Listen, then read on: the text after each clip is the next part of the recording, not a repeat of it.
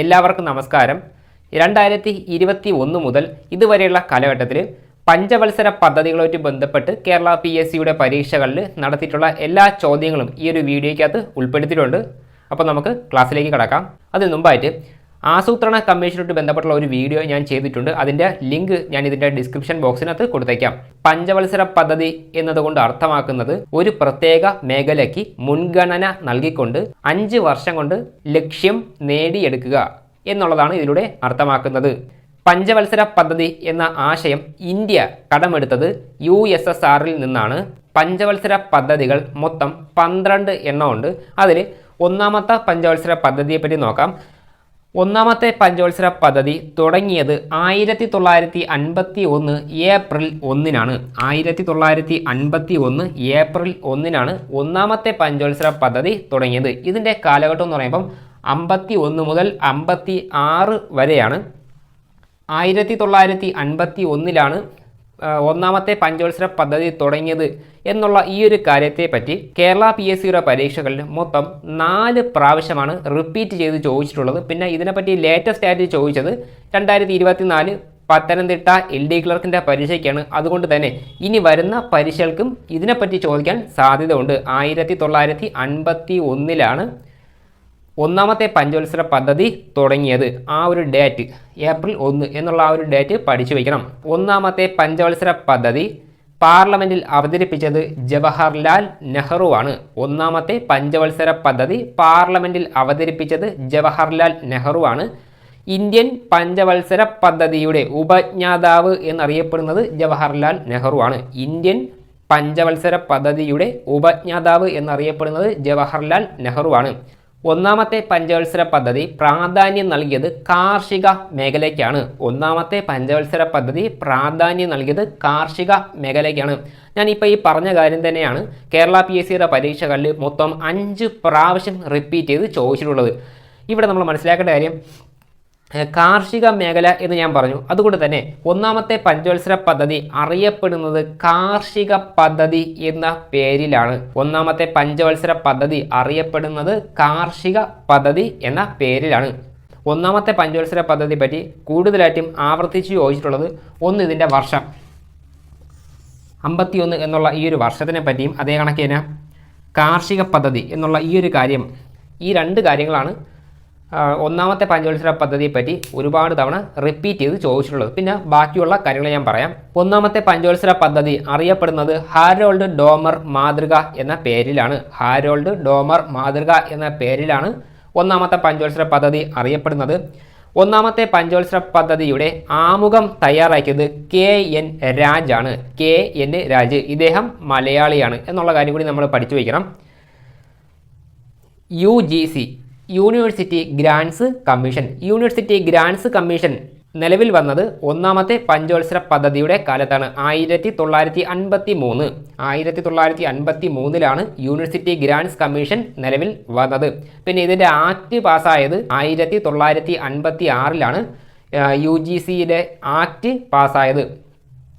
ഒന്നാമത്തെ പഞ്ചവത്സര പദ്ധതി കാലത്താണ് കുടുംബ ആസൂത്രണം വന്നത്. 1952 ആ ഒരു കാലഘട്ടത്തിലാണ് കുടുംബ ആസൂത്രണം വന്നത്. ഒന്നാമത്തെ പഞ്ചവത്സര പദ്ധതി കാലത്താണ് കമ്മ്യൂണിറ്റി ഡെവലപ്മെൻറ്റ് പ്രോഗ്രാം വന്നത്. കമ്മ്യൂണിറ്റി ഡെവലപ്മെൻറ്റ് പ്രോഗ്രാം എന്ന് പറയുമ്പം സാമൂഹിക വികസന പദ്ധതി. സാമൂഹിക വികസന പദ്ധതി വന്നത് ഒന്നാമത്തെ പഞ്ചവത്സര പദ്ധതി കാലത്താണ്. 1952 ഒക്ടോബർ 2 ആ ഒരു തീയതിയിലാണ് ഈ ഒരു ഇത് വന്നിട്ടുള്ളത്. കമ്മ്യൂണിറ്റി ഡെവലപ്മെൻറ്റ് പ്രോഗ്രാം വന്നിട്ടുള്ളത് 1952 ഒക്ടോബർ 2-നാണ്. ഒന്നാമത്തെ പഞ്ചവത്സര പദ്ധതി കാലത്താണ് ഇന്ത്യയിൽ ആദ്യമായിട്ട് 5 IITകൾ വന്നു. ഇന്ത്യയിൽ ആദ്യമായിട്ട് 5 IITകൾ വന്നത് ഒന്നാമത്തെ പഞ്ചവത്സര പദ്ധതിയുടെ കാലത്താണ്. വൻകിട ജലസേചന പദ്ധതികളായിട്ടുള്ള ഹിരാക്കുഡ്, ഫക്രാനങ്ങൾ ഇതൊക്കെ വന്നിട്ടുള്ളത് ഒന്നാമത്തെ പഞ്ചവത്സര പദ്ധതിയുടെ കാലത്താണ്. പഞ്ചവത്സര പദ്ധതികൾക്ക് അന്തിമ അനുമതി നൽകുന്നത് നാഷണൽ ഡെവലപ്മെൻറ്റ് കൗൺസിലാണ്. പഞ്ചവത്സര പദ്ധതികൾക്ക് അന്തിമ അനുമതി നൽകുന്നത് നാഷണൽ ഡെവലപ്മെൻറ്റ് കൗൺസിലാണ്. നാഷണൽ ഡെവലപ്മെൻറ്റ് കൗൺസിൽ രൂപീകൃതമായത് 1952 ഓഗസ്റ്റ് 6-നാണ്. 1952 ഓഗസ്റ്റ് 6-നാണ് നാഷണൽ ഡെവലപ്മെൻറ്റ് കൗൺസിൽ അഥവാ ദേശീയ വികസന സമിതി രൂപീകൃതം ആയത്. ഇതിൻ്റെ ആസ്ഥാനം വിധാൻ ഭവനാണ്. വിധാൻ ഭവൻ സ്ഥിതി ചെയ്യുന്ന ന്യൂഡൽഹി. പിന്നെ എന്ന് പറയുമ്പം ഇതിൻ്റെ ഈ നാഷണൽ ഡെവലപ്മെൻറ്റ് കൗൺസിലിൻ്റെ അധ്യക്ഷൻ എപ്പോഴും പ്രധാനമന്ത്രിയാണ്. അതുകൊണ്ട് തന്നെ ആദ്യത്തെ NDCയുടെ അധ്യക്ഷനാണ് ജവഹർലാൽ നെഹ്റു.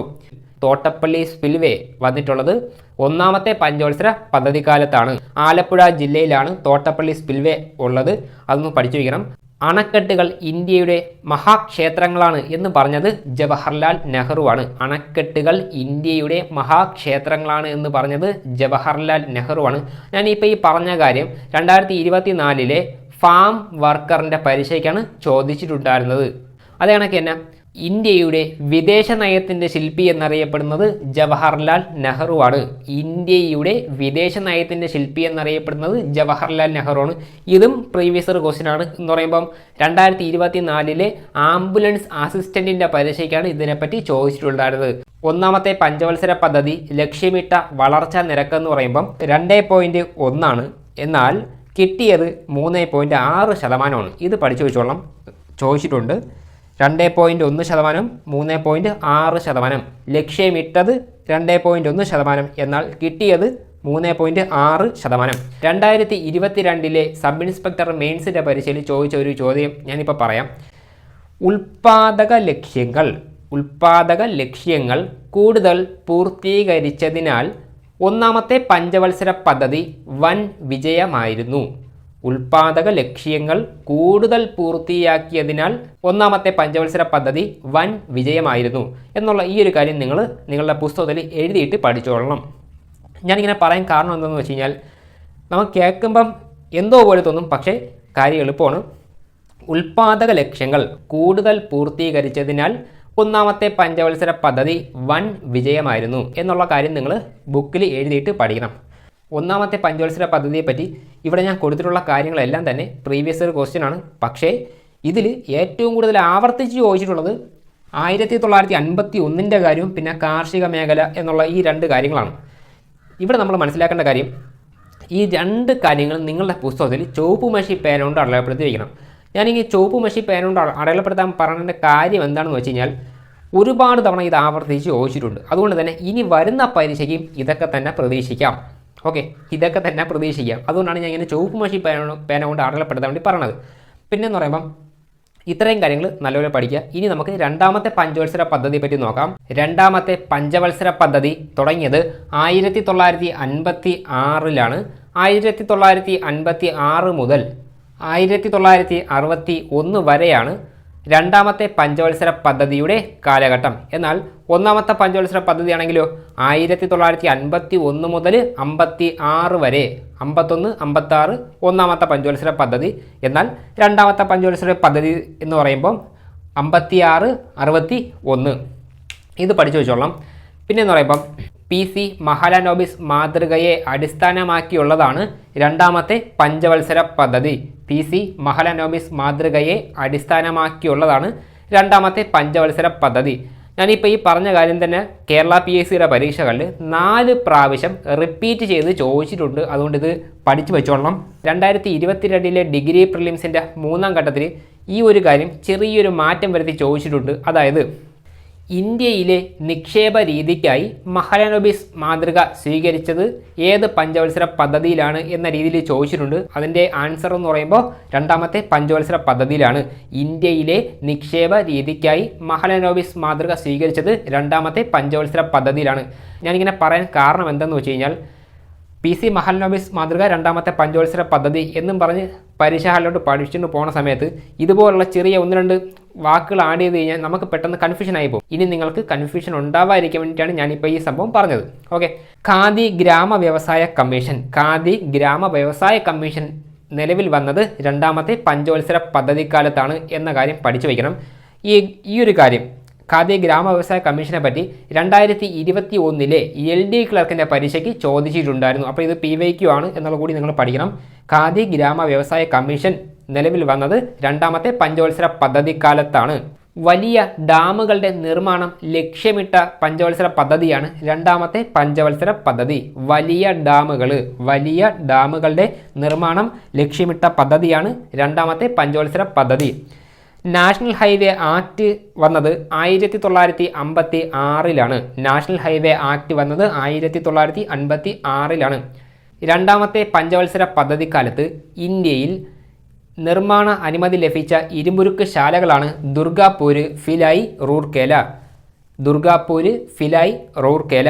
അതായത് രണ്ടാമത്തെ പഞ്ചവത്സര പദ്ധതിക്കാലത്ത് നിർമ്മാണ അനുമതി ലഭിച്ച ഇന്ത്യയിലെ ഇരുമ്പുരുക്ക് ശാലകളാണ് ദുർഗാപൂര്, ഭിലായ്, റൂർക്കേല എന്ന കാര്യം നമ്മൾ പഠിച്ചിരിക്കണം. രണ്ടാമത്തെ പഞ്ചവത്സര പദ്ധതി ഏറ്റവും കൂടുതൽ പ്രാധാന്യം നൽകിയത് വ്യവസായത്തിനാണ്.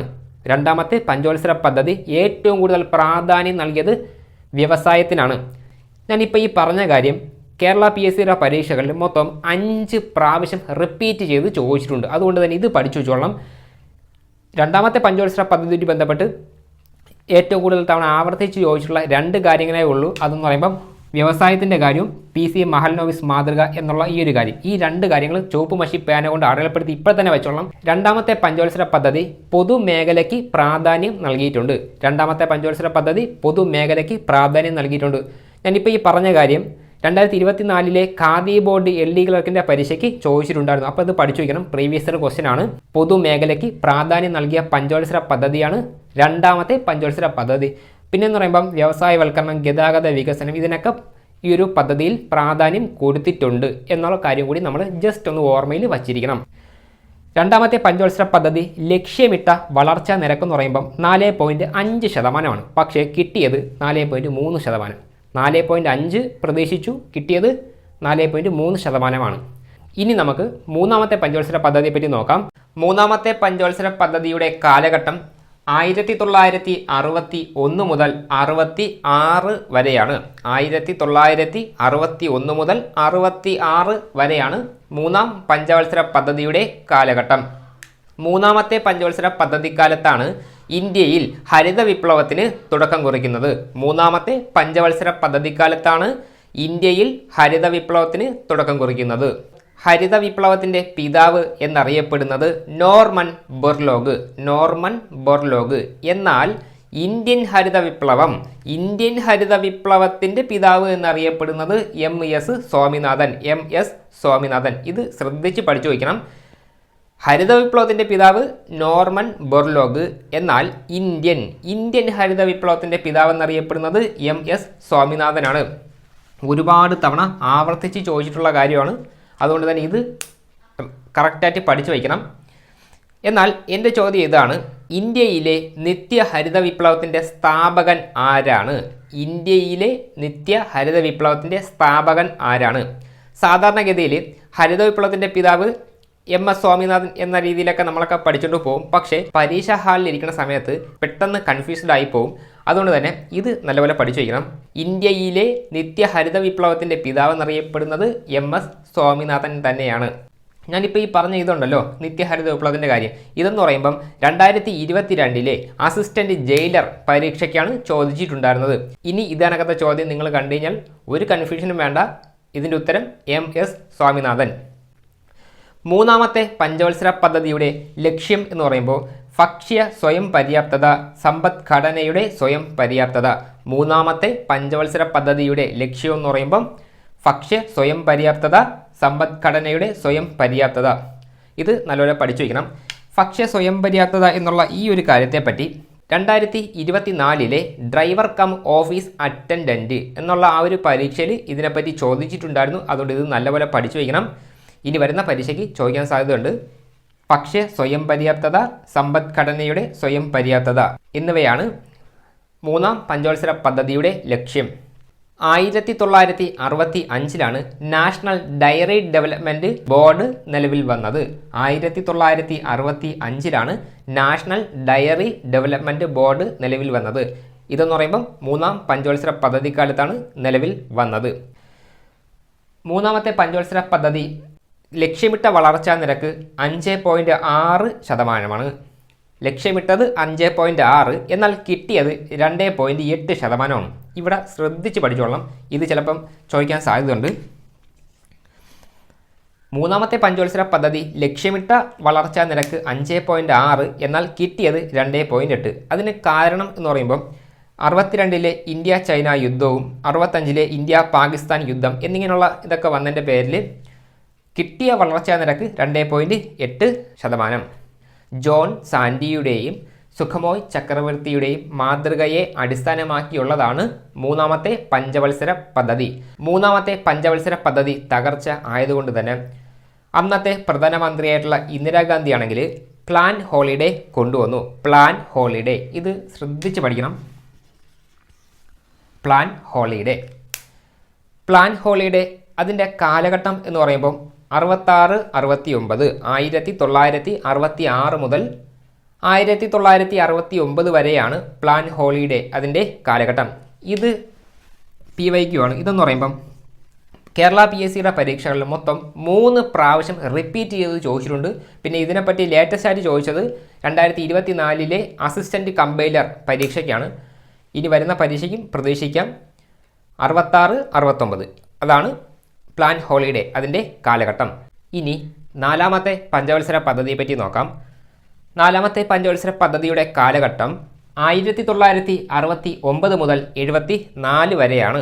1969 മുതൽ 1974 വരെയാണ് 4-ാമത്തെ പഞ്ചവത്സര പദ്ധതിയുടെ കാലഘട്ടം.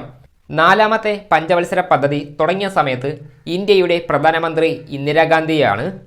ഇന്ത്യയിൽ ആദ്യമായിട്ട് ബാങ്ക് ദേശസാൽക്കരണം നടന്നത് 1969-ലാണ്. ഇന്ത്യയിൽ ആദ്യമായിട്ട് ബാങ്ക് ദേശസാൽക്കരണം നടന്നത് 1969-ആണ്.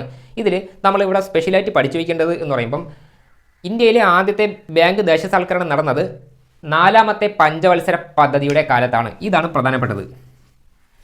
ഇന്ത്യയിലെ ആദ്യത്തെ ബാങ്ക് ദേശസാൽക്കരണം നടന്നത് 4-ാമത്തെ പഞ്ചവത്സര പദ്ധതിയുടെ കാലത്താണ്. പിന്നെ എന്ന് പറയുമ്പോൾ ഈ വർഷം 69 എന്നുള്ള ഈ വർഷം പഠിച്ചു വയ്ക്കണം. ബാങ്ക് ദേശസാൽക്കരണം ഇതുമായിട്ട് ബന്ധപ്പെട്ട് ലേറ്റസ്റ്റ് ആയിട്ട് 2024-ലെ ഓഫീസ് അറ്റൻഡൻറ്റ് പരീക്ഷയ്ക്കാണ് ചോദിച്ചിട്ടുള്ളത്. അതുകൊണ്ട് ഇനി വരുന്ന പരീക്ഷയ്ക്കും ഉടനെ തന്നെ പ്രതീക്ഷിക്കാം. ഇവിടെ ഓപ്പറേഷൻ ഫ്ലഡ് പഠിക്കണം. ഓപ്പറേഷൻ ഫ്ലഡ് എന്നുള്ളത് കൊണ്ട് ഉദ്ദേശിക്കുന്നത് പാല് ഉൽപ്പാദനമാണ്, മിൽക്ക് പ്രൊഡക്ഷൻ. അതായത് ഇന്ത്യയിൽ പാല് ഉൽപ്പാദനം കൂട്ടുക എന്നുള്ള ആ ഒരു ഉദ്ദേശമായിട്ട് ബന്ധപ്പെട്ട് വന്നതാണ് ഓപ്പറേഷൻ ഫ്ലഡ്. ഇതെന്ന് പറയുമ്പം 4-ാമത്തെ പഞ്ചവത്സര പദ്ധതി കാലത്താണ് എന്നുള്ള കാര്യം പഠിച്ചു വയ്ക്കണം. 4-ാമത്തെ പഞ്ചവത്സര പദ്ധതിയുടെ ലക്ഷ്യം എന്ന് പറയുന്നത് സ്ഥിരതയോടുകൂടിയ വളർച്ച, സ്വാശ്രയത്വം. സ്ഥിരതയോടുകൂടിയ വളർച്ച, സ്വാശ്രയത്വം ഇതാണ് 4-ാമത്തെ പഞ്ചവത്സര പദ്ധതിയുടെ ലക്ഷ്യം. ഇനി 5-ാമത്തെ പഞ്ചവത്സര പദ്ധതിയെ പറ്റി നോക്കാം. 5-ാമത്തെ പഞ്ചവത്സര പദ്ധതിയുടെ കാലഘട്ടമാണ് 1974 മുതൽ 1979 വരെ. 74-79 ഇതാണ് ഇതിൻ്റെ കാലഘട്ടം. 5-ാമത്തെ പഞ്ചവത്സര പദ്ധതി തയ്യാറാക്കിയത് DP ധർ ആണ്. DP ധർ പഠിച്ചു വെച്ചോളണം. DP ധർ ഇന്ത്യയിൽ ആദ്യമായിട്ട് ദാരിദ്ര്യ നിർമ്മാർജ്ജനത്തിന് പ്രാധാന്യം കൊടുത്ത പഞ്ചവത്സര പദ്ധതിയാണ് 5-ാമത്തെ പഞ്ചവത്സര പദ്ധതി. ഇന്ത്യയിൽ ആദ്യമായിട്ട് ദാരിദ്ര്യ നിർമ്മാർജ്ജനത്തിന് പ്രാധാന്യം കൊടുത്ത പഞ്ചവത്സര പദ്ധതിയാണ് 5-ാമത്തെ പഞ്ചവത്സര പദ്ധതി. ഞാനിപ്പോൾ ഇവിടെ പറഞ്ഞ ഈ ഒരു കാര്യം എന്ന് പറയുമ്പം 2022-ലെ ഡിഗ്രി പ്രിലിംസിൻ്റെ 1-ാം ഘട്ടത്തിൽ ചോദിച്ച കാര്യമാണിത്. അതുകൊണ്ട് ഇത് നല്ലപോലെ പഠിച്ചു വയ്ക്കണം. നല്ലൊരു ചോദ്യമാണ്.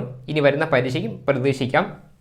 ദാരിദ്ര്യ നിർമ്മാർജ്ജനത്തിന് പ്രാധാന്യം കൊടുത്ത ആദ്യത്തെ പഞ്ചവത്സര പദ്ധതിയാണ് 5-ാമത്തെ പദ്ധതി. ഇന്ത്യയിൽ ദാരിദ്ര്യ നിർമ്മാർജ്ജനത്തിനായിട്ട് 20 പരിപാടികൾ വന്നത് 5-ാമത്തെ പഞ്ചവത്സര പദ്ധതിക്കാലത്താണ്. ഇന്ദിരാഗാന്ധിയുടെ പ്രശസ്തമായ മുദ്രാവാക്യമാണ് ഗരീബി ഹട്ടാവോ. ഗരീബി ഹട്ടാവോ ഇതെന്ന് പറയുമ്പം 5-ാമത്തെ പഞ്ചവത്സര പദ്ധതിയുമായിട്ട് ബന്ധപ്പെട്ടതാണ്. ഗരീബി ഹട്ടാവോ. 5-ാമത്തെ പഞ്ചവത്സര പദ്ധതിക്കാലത്താണ് വൈദ്യുത വിതരണ നിയമം ഭേദഗതി ചെയ്തത്. 5-ാമത്തെ പഞ്ചവത്സര പദ്ധതിക്കാലത്താണ് വൈദ്യുത വിതരണ നിയമം ഭേദഗതി ചെയ്തത്. ഇതെന്ന് പറയുമ്പം 1975-ലാണ് എന്നുള്ള കാര്യം പഠിച്ചു വയ്ക്കണം. ജോലിക്ക് കൂലി ഭക്ഷണം എന്ന പദ്ധതി വന്നത് 5-ാമത്തെ പഞ്ചവത്സര പദ്ധതിക്കാലത്താണ്. ജോലിക്ക് കൂലി ഭക്ഷണം എന്ന പദ്ധതി വന്നത് 5-ാമത്തെ പഞ്ചവത്സര പദ്ധതിയാണ്. ദാരിദ്ര്യ നിർമ്മാർജ്ജനം എന്ന് ഞാൻ പറഞ്ഞു.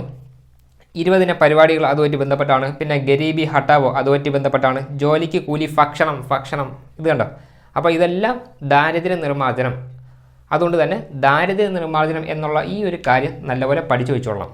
അഞ്ചാമത്തെ പഞ്ചവത്സര പദ്ധതിക്കാലത്താണ് ഇന്ത്യയിൽ ICDS വന്നത്. ICDS എന്ന് പറയുമ്പം ഇൻ്റഗ്രേറ്റഡ് ചൈൽഡ് ഡെവലപ്മെൻറ്റ് സർവീസസ് എന്നാണ് ICDSൻ്റെ പൂർണ്ണ രൂപം. ഇത് നിലവിൽ വന്നത് 1975 ഒക്ടോബർ 2-നാണ്. 1975 ഒക്ടോബർ 2-നാണ് ICDS ഇന്ത്യയിൽ നിലവിൽ വന്നത്. ഇതിൻ്റെ ഡേറ്റ് എന്ന് പറയുമ്പം ഒക്ടോബർ 2 ഗാന്ധി ജയന്തി ആ ഒരു ഇതിലാണ് വന്നിട്ടുള്ളത്. അതുകൊണ്ട് നല്ലപോലെ പഠിച്ചു വെച്ചോളാം. 1975 ഒക്ടോബർ 2-നാണ് ICDS ഇന്ത്യയിൽ നിലവിൽ വന്നത്. പിന്നെ ICDSൻ്റെ മലയാളം എന്ന് പറയുമ്പം സംയോജിത ശിശു വികസന സേവന പദ്ധതി. ഇതാണ് ICDS. ഒരു അഡീഷണൽ കാര്യം കൂടെ പറഞ്ഞുതരാം. ICDSനെ അംഗൻവാടിയുമായിട്ട് ലിങ്ക് ചെയ്തത് 10ാമത്തെ പഞ്ചവത്സര പദ്ധതിക്കാലത്താണ്. ഇതൊന്ന് അഡീഷണൽ ആയിട്ട് പഠിച്ചു വെച്ചിരുന്നാൽ മതി. ICDSനെ അംഗൻവാടിയുമായിട്ട് ലിങ്ക് ചെയ്തത് 10ാമത്തെ പഞ്ചവത്സര പദ്ധതിക്കാലത്താണ്. ഞാനിപ്പോൾ ഈ പറഞ്ഞ കാര്യമുണ്ടല്ലോ, ഇതെന്ന് പറയുമ്പം 2022 പോലീസ് കോൺസ്റ്റബിൾ ടെലികമ്മ്യൂണിക്കേഷൻ അതിൻ്റെ ആ ഒരു പരീക്ഷയിലാണ് ഇതിനെപ്പറ്റി ചോദിച്ചിട്ടുള്ളത്. അപ്പോൾ അതൊന്ന് ജസ്റ്റ് ഒന്ന് ഓർമ്മയിൽ വെച്ചിരുന്നാൽ മതി. പിന്നെ 74-79 ഇതിൻ്റെ കാലഘട്ടം. കാലാവധി പൂർത്തിയാക്കാത്ത ഏക പഞ്ചവത്സര പദ്ധതിയാണ് 5ാമത്തെ പഞ്ചവത്സര പദ്ധതി. ഇതും പ്രധാനപ്പെട്ട കാര്യമാണ്, പഠിച്ചു വയ്ക്കണം. കാലാവധി പൂർത്തിയാക്കാത്ത ഏക പഞ്ചവത്സര പദ്ധതിയാണ് 5ാമത്തെ പഞ്ചവത്സര പദ്ധതി. 1978 ആ ഒരു കാലഘട്ടം ആയ സമയത്ത് മൊറാർജി ദേശായി ഗവൺമെൻറ് അധികാരത്തിൽ വരികയും പിന്നെ ഈ ഒരു പഞ്ചവത്സര പദ്ധതിക്ക് പകരം റോളിംഗ് പ്ലാൻ എന്നുള്ള ഒരു പുതിയ സംഭവം കൊണ്ടുവന്നു. Rolling plan. അതുകൊണ്ട് 5ാമത്തെ പഞ്ചവത്സര പദ്ധതി കാലാവധി പൂർത്തിയാകാതെ തന്നെ നിർത്തിവെച്ചു. ഇന്ത്യൻ നാഷണൽ ഹൈവേ സിസ്റ്റം വന്നത് 5ാമത്തെ പഞ്ചവത്സര പദ്ധതിക്കാലത്താണ്. ഇന്ത്യൻ നാഷണൽ ഹൈവേ സിസ്റ്റം വന്നത് 5ാമത്തെ പഞ്ചവത്സര പദ്ധതിക്കാലത്താണ്. നാഷണൽ ഹൈവേ ആക്ട് വന്നത് 2ാമത്തെ പഞ്ചവത്സര പദ്ധതിക്കാലത്താണ്. എന്നാൽ നാഷണൽ ഹൈവേ സിസ്റ്റം വന്നത് 5ാമത്തെ പഞ്ചവത്സര പദ്ധതിക്കാലത്താണ്. കൃഷി ഉൽപാദനവും ജലവിതരണവും ലക്ഷ്യമിട്ടുകൊണ്ട് കമാൻഡ് ഏരിയ ഡെവലപ്മെൻറ്റ് പദ്ധതി വന്നത് 5ാമത്തെ പഞ്ചവത്സര പദ്ധതിക്കാലത്താണ്. കൃഷി ഉൽപാദനവും ജലവിതരണവും ലക്ഷ്യമിട്ടുകൊണ്ട് കമാൻഡ് ഏരിയ ഡെവലപ്മെൻറ്റ് പദ്ധതി വന്നത് 5ാമത്തെ പഞ്ചവത്സര പദ്ധതിക്കാലത്താണ്. ഇത്രയും കാര്യങ്ങൾ നല്ലപോലെ പഠിച്ചു വയ്ക്കണം. പിന്നെ ഇതിൽ ഏറ്റവും കൂടുതൽ പ്രാധാന്യം കൊടുക്കേണ്ടത് ഇതിനാണ്, ദാരിദ്ര്യ നിർമ്മാർജ്ജനം. അതുമായിട്ട് ബന്ധപ്പെട്ടുള്ള ഇതാണ്. ഇനി നമുക്ക് റോളിംഗ് പ്ലാനിനെ പറ്റി നോക്കാം. മൊറാർജി ദേശായി ഗവൺമെൻറ് അധികാരത്തിൽ വരികയും റോളിംഗ് പ്ലാൻ എന്നുള്ള ആ ഒരു കാര്യം കൊണ്ടുവന്നു. ഇതിൻ്റെ കാലഘട്ടം എന്ന് പറയുമ്പം 78-80 1978 മുതൽ 1980 വരെയാണ് റോളിംഗ് പ്ലാനിൻ്റെ കാലഘട്ടം. റോളിംഗ് പ്ലാൻ എന്ന ആശയം കൊണ്ടുവന്നത് ഗുന്നാർ മിർഡാൽ. ഇദ്ദേഹത്തിൻ്റെ പ്രധാനപ്പെട്ട പുസ്തകമാണ് ഏഷ്യൻ ഡ്രാമ. 6ാമത്തെ പഞ്ചവത്സര പദ്ധതിയെപ്പറ്റി നോക്കാം. 6ാമത്തെ പഞ്ചവത്സര പദ്ധതി തുടങ്ങിയത് 1980-ലാണ്. 1980-ലാണ് 6ാമത്തെ പഞ്ചവത്സര പദ്ധതി തുടങ്ങിയത്. ഇതിൻ്റെ കാലഘട്ടം എന്ന് പറയുമ്പോൾ 80-85 1980 മുതൽ 1985 വരെയാണ് 6ാമത്തെ പഞ്ചവത്സര പദ്ധതിയുടെ കാലഘട്ടം. 1982-ലാണ് നബാർഡ് രൂപീകൃതം ആയത്. 1982. ഇത് പഠിച്ചു വെച്ചോളണം, ഇനി ചോദിക്കാൻ സാധ്യതയുണ്ട്. 6ാമത്തെ പഞ്ചവത്സര പദ്ധതിയുടെ ലക്ഷ്യങ്ങൾ എന്ന് പറയുമ്പോൾ സാമ്പത്തിക ഉദാരവൽക്കരണം, കാർഷിക വ്യവസായ മേഖലകളിലെ അടിസ്ഥാന സൗകര്യങ്ങൾ മെച്ചപ്പെടുത്തൽ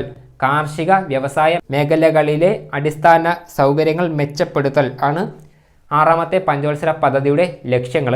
പിന്നെ 6ാമത്തെ പഞ്ചവത്സര പദ്ധതി കാലത്താണ് IRDP, NREP, RLEGP ഇങ്ങനെയുള്ള പദ്ധതികൾ വന്നിട്ടുള്ളത്. IRDP, NREP, RLEGP. IRDP എന്ന് പറയുമ്പം ഇൻ്റഗ്രേറ്റഡ് റൂറൽ ഡെവലപ്മെൻറ്റ് പ്രോഗ്രാം എന്നാണ് IRDPയുടെ പൂർണ്ണരൂപം. NREP എന്ന് പറയുമ്പം നാഷണൽ റൂറൽ എംപ്ലോയ്മെൻറ്റ് പ്രോഗ്രാം എന്നാണ് NREPയുടെ പൂർണ്ണരൂപം. പിന്നെ RLEGP എന്നതുകൊണ്ട് ഉദ്ദേശിക്കുന്നത് rural landless employment guarantee programme, rural landless employment guarantee programme എന്നാണ് RLEGPയുടെ പൂർണ്ണരൂപം. ഇത്രയും കാര്യങ്ങളാണ് 6ാം പഞ്ചവത്സര പദ്ധതിയുമായിട്ട് ബന്ധപ്പെട്ട് പ്രധാനമായിട്ടും പഠിച്ചിരിക്കേണ്ടത്. ഇനി 7ാമത്തെ പഞ്ചവത്സര പദ്ധതിയെപ്പറ്റി നോക്കാം. 7ാമത്തെ പഞ്ചവത്സര പദ്ധതി തുടങ്ങിയത് 1985 ആണ്. 1985 തുടങ്ങിയത്. ഇതിൻ്റെ കാലഘട്ടം എന്ന് പറയുമ്പോൾ 1985 മുതൽ 1990 വരെയാണ്. 85-90 അതാണ് ഇതിൻ്റെ കാലഘട്ടം. പിന്നെ 7ാമത്തെ പഞ്ചവത്സര പദ്ധതി തുടങ്ങിയ സമയത്ത് പ്രധാനമന്ത്രി രാജീവ് ഗാന്ധിയാണ്. അത് പഠിച്ചോളണം, രാജീവ് ഗാന്ധി. 7ാമത്തെ പഞ്ചവത്സര പദ്ധതി തുടങ്ങിയ സമയത്ത് അന്നത്തെ പ്രധാനമന്ത്രി രാജീവ് ഗാന്ധിയാണ്. 7ാമത്തെ പഞ്ചവത്സര പദ്ധതിയുടെ ലക്ഷ്യം എന്ന് പറയുമ്പം ആധുനികവൽക്കരണം, തൊഴിലവസരങ്ങളുടെ വർധനവ്. ആധുനികവൽക്കരണം, തൊഴിലവസരങ്ങളുടെ വർധനവ്. പിന്നെ മനുഷ്യ മൂലധനവുമായിട്ട് ബന്ധപ്പെട്ടതാണ് 7ാമത്തെ പഞ്ചവത്സര പദ്ധതി. മനുഷ്യ മൂലധനവുമായി ബന്ധപ്പെട്ടതാണ് 7ാമത്തെ പഞ്ചവത്സര പദ്ധതി. പിന്നെ ഒരു കാര്യം, ഞാനിവിടെ കുറച്ച് പദ്ധതികൾ പറഞ്ഞിട്ടുണ്ട്. NREP, RLEGP. NREP, RLEGP ഈ രണ്ട് കാര്യങ്ങളും കൂടി സംയോജിച്ച് ജവഹർ റോസ്ഗർ യോജന എന്ന ഒരു പുതിയ പദ്ധതി ആയി. NREPയും RLEGPയും ഈ രണ്ട് കാര്യങ്ങൾ കൂടി, ഈ രണ്ട് പദ്ധതികൾ കൂടി ചേർന്ന് ജവഹർ റോസ്ഗർ യോജന എന്ന ഒരു പുതിയ പദ്ധതി വന്നു. ആ ഒരു വന്നതിൻ്റെ തീയതി എന്ന് പറയുമ്പം 1989 ഏപ്രിൽ 1. 1989 ഏപ്രിൽ 1 ജവഹർ റോസ്ഗർ യോജന വന്നത്. വാർഷിക പദ്ധതിയെപ്പറ്റി നോക്കാം. ഇന്ത്യയിൽ വാർഷിക പദ്ധതി തുടങ്ങിയത് 1990 മുതൽ 92 വരെയാണ്. 1990 മുതൽ 92 വരെയാണ് വാർഷിക പദ്ധതികൾ ഇന്ത്യയിൽ നടപ്പിലായത്.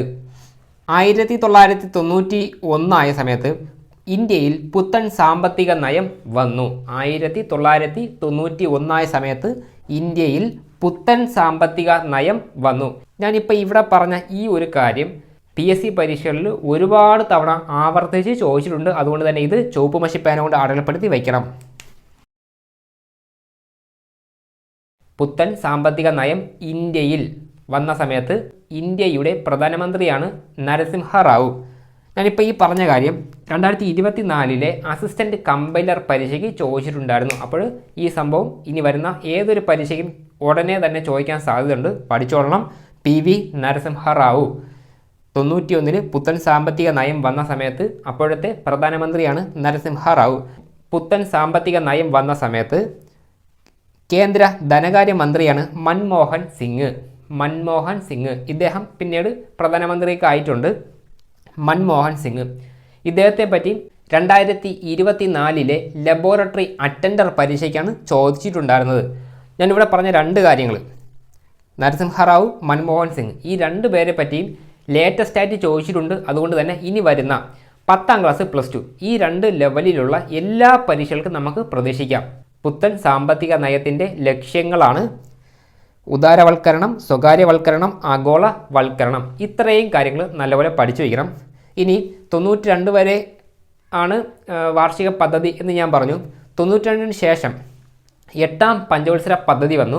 8ാം പഞ്ചവത്സര പദ്ധതിയുടെ കാലഘട്ടം എന്ന് പറയുമ്പം 92-97 1992 മുതൽ 1997 വരെയാണ് 8ാമത്തെ പഞ്ചവത്സര പദ്ധതിയുടെ കാലഘട്ടം. ഇതിൻ്റെ ലക്ഷ്യം എന്ന് പറയുമ്പം വ്യവസായങ്ങളുടെ ആധുനികവൽക്കരണം, അതേപോലെ തന്നെ മാനവശേഷി വികസനം, ഹ്യൂമൻ ഡെവലപ്മെൻറ്റ്, മാനവശേഷി വികസനവും അതുപോലെ തന്നെ വ്യവസായങ്ങളുടെ ആധുനികവൽക്കരണവും ഇത് രണ്ടും വരുന്നത് 8ാമത്തെ പഞ്ചവത്സര പദ്ധതിയിലാണ് എന്ന കാര്യം പഠിച്ചു വയ്ക്കണം.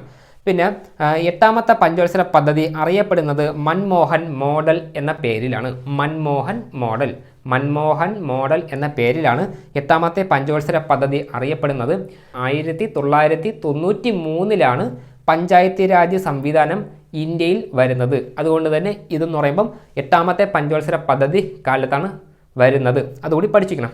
ലോക വ്യാപാര സംഘടനയിൽ ഇന്ത്യ അംഗം ആയത് 1995 ജനുവരി 1 അതുകൊണ്ട് തന്നെ ആ ഒരു കാര്യം 8ാമത്തെ പഞ്ചവത്സര പദ്ധതിയിലാണ് വരുന്നത്. 8ാം പഞ്ചവത്സര പദ്ധതിയുടെ ആ ഒരു കാലഘട്ടത്തിലാണ് ലോക വ്യാപാര സംഘടനയിൽ ഇന്ത്യ അംഗമായത്. ഇത്രയും കാര്യങ്ങൾ 8ാമത്തെ പഞ്ചവത്സര പദ്ധതിയുമായി ബന്ധപ്പെട്ട് പഠിച്ചു വയ്ക്കണം. പിന്നെ ഇതിൽ ഏറ്റവും കൂടുതൽ പ്രധാനമായിട്ട് നമ്മൾ പഠിച്ചിരിക്കേണ്ടത് ഇതാണ്: വ്യവസായങ്ങളുടെ ആധുനികവൽക്കരണം, മാനവശേഷി വികസനം എന്നുള്ള കാര്യം പഠിച്ചു വയ്ക്കണം. പിന്നെ പഞ്ചായത്തി രാജ് പഠിച്ചോളണം, അതും ചോദിക്കാൻ സാധ്യതയുണ്ട്. 9ാമത്തെ പഞ്ചവത്സര പദ്ധതിയെപ്പറ്റി നോക്കാം. 97 മുതൽ 2002 വരെയാണ് 9ാമത്തെ പഞ്ചവത്സര പദ്ധതിയുടെ കാലഘട്ടം. 1997 മുതൽ 2002 വരെയാണ് 9ാമത്തെ പഞ്ചവത്സര പദ്ധതിയുടെ കാലഘട്ടം. ഇന്ത്യക്ക് സ്വാതന്ത്ര്യം കിട്ടിയതിന് ശേഷം 50ാമത്തെ വാർഷികം എന്ന് പറയുമ്പം 9ാം പഞ്ചവത്സര പദ്ധതിയുടെ ആ ഒരു കാലഘട്ടത്തിലായിരുന്നു. ജനകീയ പദ്ധതി എന്നറിയപ്പെടുന്നത് 9ാമത്തെ പഞ്ചവത്സര പദ്ധതിയാണ്. ജനകീയ പദ്ധതി എന്നറിയപ്പെടുന്ന പഞ്ചവത്സര പദ്ധതിയാണ് 9ാമത്തെ പഞ്ചവത്സര പദ്ധതി. എന്നാൽ ജനകീയ പദ്ധതി എന്ന പേരിൽ വേറൊരു പദ്ധതിയുണ്ട്. അത് എന്ന് പറയുമ്പം MN റോയ് കൊണ്ടുവന്ന ജനകീയ പദ്ധതിയുണ്ട്. അത് 1945-ലാണ്. അത് വേറെ കാര്യം, ഇത് വേറെ കാര്യം. രണ്ടും രണ്ടാണ് എന്നുള്ള കാര്യം മനസ്സിലാക്കണം.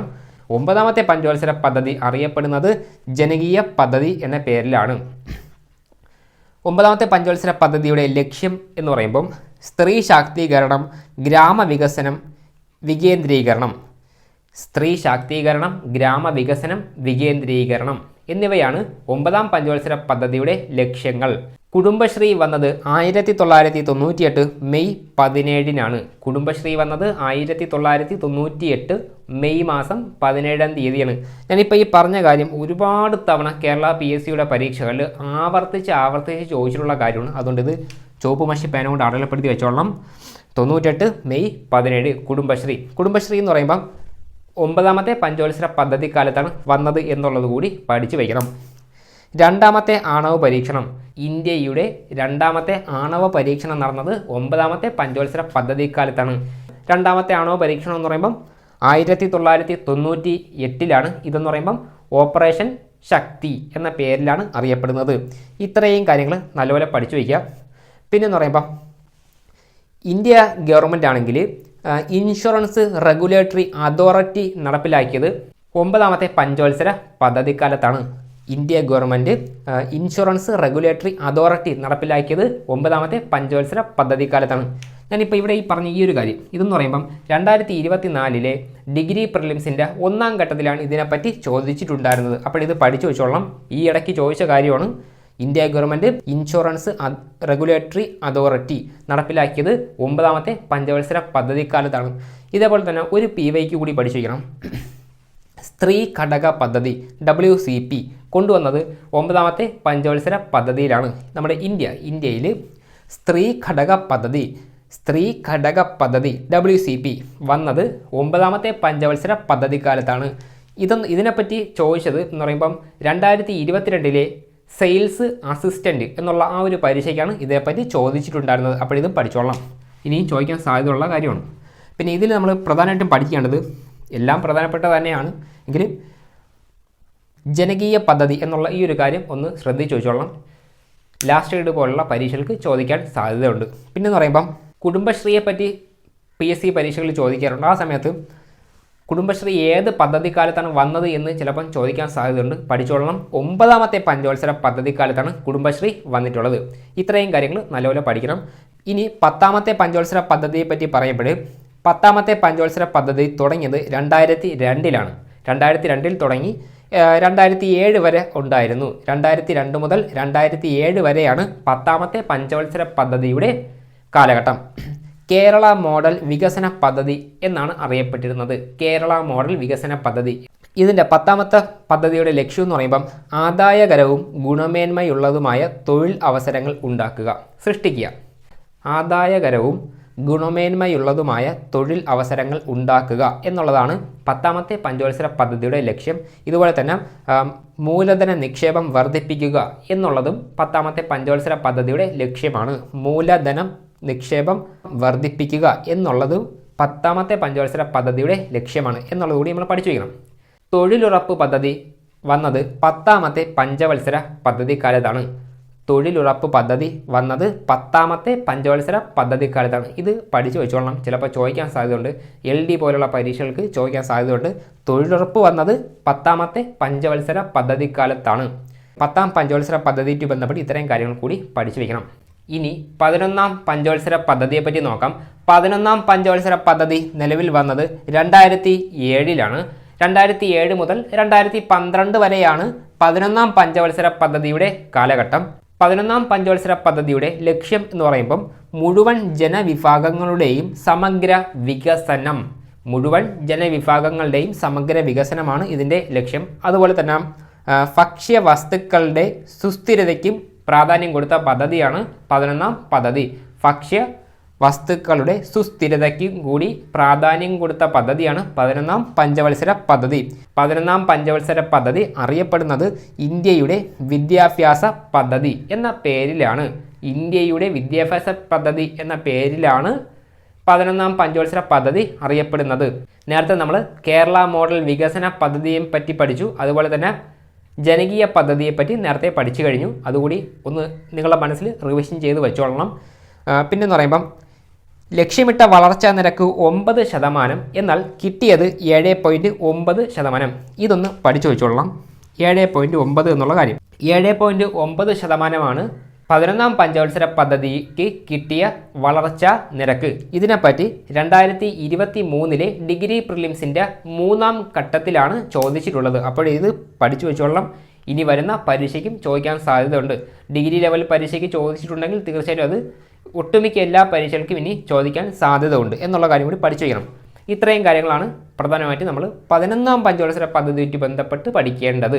12ാം പഞ്ചവത്സര പദ്ധതിയെപ്പറ്റി നോക്കുമ്പോൾ 12ാം പഞ്ചവത്സര പദ്ധതി തുടങ്ങിയത് 2012 2012 12ാം പഞ്ചവത്സര പദ്ധതി തുടങ്ങിയത്. ഇത് എളുപ്പത്തിൽ നമുക്ക് പഠിച്ചു വയ്ക്കേണ്ടി സാധിക്കും. 12-12 പഞ്ചവത്സര പദ്ധതി തുടങ്ങിയത് 2012 5 വർഷം കാലാവധി ഉള്ളതിൻ്റെ പേരിൽ 2017 വരെ ഉണ്ട്. ഇതിൻ്റെ ലക്ഷ്യം എന്ന് പറയുമ്പം സുസ്ഥിര വികസനമാണ്. 12ാം പഞ്ചവത്സര പദ്ധതിയുടെ ലക്ഷ്യം. 3 പ്രാവശ്യം PSC പരീക്ഷകളിൽ റിപ്പീറ്റ് ചെയ്ത് ചോദിച്ചിട്ടുണ്ട്. അതുകൊണ്ട് ഇത് പഠിച്ചു വെച്ചോളണം. സുസ്ഥിര വികസനം ചുവപ്പ് മഷിപ്പേനുണ്ട്, അടയാളപ്പെടുത്തി വെച്ചോളണം. സുസ്ഥിര വികസനമാണ് 12ാം പഞ്ചവത്സര പദ്ധതിയുടെ ലക്ഷ്യം. പിന്നെന്ന് പറയുമ്പം വേഗതയേറിയതും കൂടുതൽ ഉൾക്കൊള്ളുന്നതുമായ സുസ്ഥിര വളർച്ച.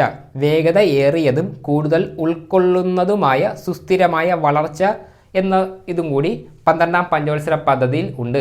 ഞാനിപ്പോൾ ഇവിടെ എഴുതിയിട്ടിരിക്കുന്ന കാര്യമുണ്ടല്ലോ, ഇതിനെപ്പറ്റി 2024 ഡിഗ്രി പ്രിലിംസിൻ്റെ 3ാം ഘട്ടത്തിലാണ് ചോദിച്ചിട്ടുണ്ടായിരുന്നത്. ഇനി വരുന്ന പരീക്ഷയ്ക്ക് പ്രതീക്ഷിക്കാം. വേഗതയേറിയതും കൂടുതൽ ഉൾക്കൊള്ളുന്നതുമായ സുസ്ഥിരമായ വളർച്ച, അതാണ് 12ാം പഞ്ചവത്സര പദ്ധതി ലക്ഷ്യമിടുന്നത്. സുസ്ഥിര വികസനവുമായി ബന്ധപ്പെട്ടുള്ള ഒരു കമ്മീഷനാണ് ബ്രണ്ട്ലാൻഡ് കമ്മീഷൻ. സുസ്ഥിര വികസനത്തിന് ഉണ്ടായിരിക്കേണ്ട പ്രധാനപ്പെട്ട ഘടകങ്ങൾ ഏതൊക്കെയാണ് എന്നുള്ള രീതിയിൽ 2022 ഡിഗ്രി പ്രിലിംസിൻ്റെ 2ാം ഘട്ട പരീക്ഷയിൽ ചോദ്യം വന്നിട്ടുണ്ടായിരുന്നു. അതുകൊണ്ട് തന്നെ നമ്മളത് പഠിച്ചു വയ്ക്കണം. പാരിസ്ഥിതിക സംരക്ഷണം, സാമ്പത്തിക വളർച്ച, സാമൂഹിക ഉൾപ്പെടുത്തൽ, ഈ 3 കാര്യങ്ങളാണ് സുസ്ഥിര വികസനത്തിന് ഉണ്ടായിരിക്കേണ്ട പ്രധാനപ്പെട്ട ഘടകങ്ങൾ.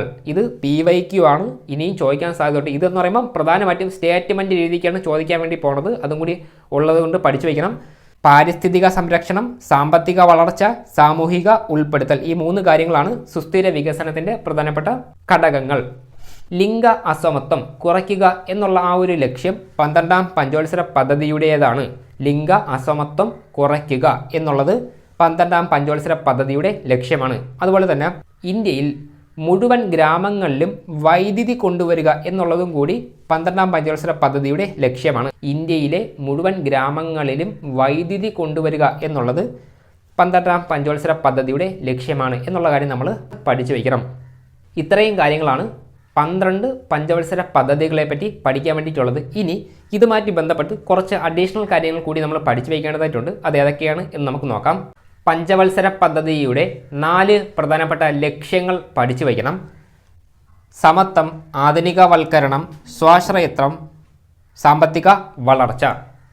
സമത്വം, ആധുനികവൽക്കരണം, സ്വാശ്രയത്വം, സാമ്പത്തിക വളർച്ച. ഈ 4 കാര്യങ്ങൾ 4 ഓപ്ഷനിൽ ഇട്ട് PSC പരീക്ഷകളിൽ ഇപ്പോൾ റിപ്പീറ്റ് ചെയ്ത് ചോദിക്കുന്നുണ്ട്. അപ്പോൾ നിങ്ങളത് പഠിച്ചു വയ്ക്കണം. സാമ്പത്തിക ആസൂത്രണം എന്ന ആശയം ഇന്ത്യ കടമെടുത്തത് സോവിയറ്റ് യൂണിയനിൽ നിന്നാണ്. ഞാനിപ്പോൾ ഇവിടെ പറഞ്ഞ കാര്യം 2024 സീമാൻ SR4ST പരീക്ഷയ്ക്കാണ് ചോദിച്ചിട്ടുണ്ടായിരുന്നത്. അപ്പോൾ ഇനി വരുന്ന പരീക്ഷയ്ക്ക് പ്രതീക്ഷിക്കാം. ഇതെന്ന് പറയുമ്പം 10ാം ക്ലാസ് ലെവലിലുള്ള പരീക്ഷകൾക്കാണ് ചോദിക്കാറുള്ളത്. അപ്പോഴതൊന്ന് പഠിച്ചു വെച്ചോളാം. പിന്നെ എന്ന് പറയുമ്പം Abid Hussain commission previous year question നോക്കി പോയ സമയത്ത് കിട്ടിയ ഇതാണ്. ആബിദ് ഹുസൈൻ കമ്മീഷൻ വരുന്നത് വ്യാപാര നയ പരിഷ്കരണവുമായിട്ട് ബന്ധപ്പെട്ട കമ്മീഷനാണ് ആബിദ് ഹുസൈൻ കമ്മീഷൻ. പൊതുമേഖലയുമായി ബന്ധപ്പെട്ട കാര്യങ്ങൾ നമ്മൾ പഠിച്ചു വയ്ക്കണം. 1ാമത്തെ പഞ്ചവത്സര പദ്ധതി മുതൽ 5ാമത്തെ പഞ്ചവത്സര പദ്ധതി വരെ പൊതുമേഖലയ്ക്കുള്ള മുതൽ മുടക്കിൻ്റെ വിഹിതം കൂടി. എന്നാൽ 6ാം പഞ്ചവത്സര പദ്ധതി മുതൽ 8ാം പഞ്ചവത്സര പദ്ധതി വരെ പൊതുമേഖലയ്ക്കുള്ള മുതൽ മുടക്കിൻ്റെ വിഹിതം കുറഞ്ഞു. 6ാം പഞ്ചവത്സര പദ്ധതി മുതൽ 8ാം പഞ്ചവത്സര പദ്ധതി വരെ പൊതുമേഖലയ്ക്കുള്ള മുതൽ മുടക്കിൻ്റെ വിഹിതം കുറഞ്ഞു. ഇത് ഒന്ന് വായിച്ച് മനസ്സിലാക്കുമ്പോൾ തന്നെ നമ്മൾ ഒരുപാട് സമയം പോകും. ഇതെന്ന് പറയുമ്പം 2024 വുമൺ ഫയർ ആൻഡ് റെസ്ക്യൂ പരീക്ഷയ്ക്കാണ് ചോദിച്ചിട്ടുണ്ടായിരുന്നത്. ഇനി വരുന്ന പരീക്ഷയ്ക്കും ഇതൊക്കെ തന്നെ ചോദിക്കാൻ സാധ്യതയുണ്ട്. കേരള PSCയുടെ പരീക്ഷകളിൽ ഒട്ടുമിക്ക ആൾക്കാർക്കും തെറ്റിപ്പോകുന്ന കുറച്ച് കാര്യങ്ങളാണിത്. ഈ 4 കാര്യങ്ങളും ഇവിടെ വച്ച് ഇപ്പോൾ പഠിച്ചു കഴിഞ്ഞാൽ നിങ്ങൾക്ക് മാർക്ക് സ്കോർ ചെയ്യാൻ സാധിക്കും. നാഷണൽ പ്ലാനിംഗ് കമ്മിറ്റി എന്ന് പറയുമ്പം ദേശീയ ആസൂത്രണ കമ്മിറ്റി നിലവിൽ വന്നത് 1938ലാണ്. നാഷണൽ പ്ലാനിംഗ് കമ്മിറ്റി അഥവാ ദേശീയ ആസൂത്രണ കമ്മിറ്റി നിലവിൽ വന്നത്. നാഷണൽ പ്ലാനിംഗ് കമ്മീഷൻ ദേശീയ ആസൂത്രണ കമ്മീഷൻ വന്നത് 1950ലാണ്. നാഷണൽ ഡെവലപ്മെൻറ്റ് കൗൺസിൽ വന്നത് 52ആണ്. 1952ലാണ് നാഷണൽ ഡെവലപ്മെൻറ്റ് കൗൺസിൽ വന്നത്. നാഷണൽ പ്ലാനിംഗ് കൗൺസിൽ വന്നത് 1965ആണ്. 1965ആണ് നാഷണൽ പ്ലാനിംഗ് കൗൺസിൽ വന്നിട്ടുള്ളത്. ഈ 4 കാര്യങ്ങൾ നല്ലപോലെ പഠിച്ചു വയ്ക്കണം. ദേശീയ ആസൂത്രണ കമ്മിറ്റി 38, ദേശീയ ആസൂത്രണ കമ്മീഷൻ 50, ദേശീയ വികസന കൗൺസിൽ എന്ന് പറയുമ്പോൾ ദേശീയ വികസന സമിതി വന്നത് 1952, നാഷണൽ പ്ലാനിംഗ് കൗൺസിൽ ദേശീയ ആസൂത്രണ കൗൺസിൽ വന്നത് 1965. ഇത്രയും കാര്യങ്ങളാണ് ഈ വീഡിയോയെ പറ്റി എനിക്ക് നിങ്ങൾക്ക് പറയാൻ വേണ്ടിയിട്ടുള്ളത്. പിന്നെന്ന് പറയുമ്പം നിങ്ങളുടെ അഭിപ്രായം നിങ്ങൾ താഴെ കമൻ്റായിട്ട് ഇടുക. നിങ്ങൾക്ക് ഏതൊക്കെ പ്രീവിയസ് ഇയർ ക്വസ്റ്റ്യൻ്റെ വീഡിയോസാണ് ആവശ്യമായിട്ടുള്ളത് എന്നുള്ളതിനെപ്പറ്റി നിങ്ങൾ കമൻ്റ് ഇട്ട് കഴിഞ്ഞാൽ ഇതേ കണക്കത്തെ വീഡിയോസ് ഞാൻ ചെയ്തുതരാം. സ്റ്റഡി വിത്ത് അമൽ എന്ന ഈ ചാനലിൻ്റെ അകത്ത് തന്നെ മുൻവർഷ ചോദ്യങ്ങളുടെ പ്ലേലിസ്റ്റ് ഞാൻ ചെയ്തു വച്ചിട്ടുണ്ട്. അപ്പോൾ അതിനകത്ത് ഉള്ള വീഡിയോസ് നിങ്ങൾ കണ്ട് നോട്ട് എഴുതിയെടുക്കുക. ഇത് കണക്കത്തെ വീഡിയോസ് ഇനി നിങ്ങൾക്ക് വേണമെന്നുണ്ടെങ്കിൽ ഇപ്പോൾ തന്നെ ഈ ചാനൽ സബ്സ്ക്രൈബ് ചെയ്യുക.